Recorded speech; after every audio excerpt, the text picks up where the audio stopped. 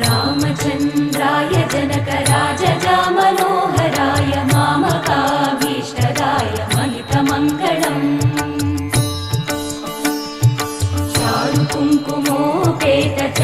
चारुकुङ्कुमोपेतचन्दनानुचर्चिताय हारकटकशोभिताय भूरिमङ्गलम्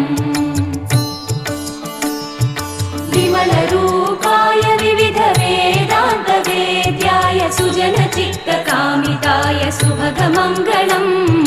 रामदासमृदुलहृदय तामरसनिवासाय स्वामि भद्रगिरिवराय दिव्यमङ्गलम्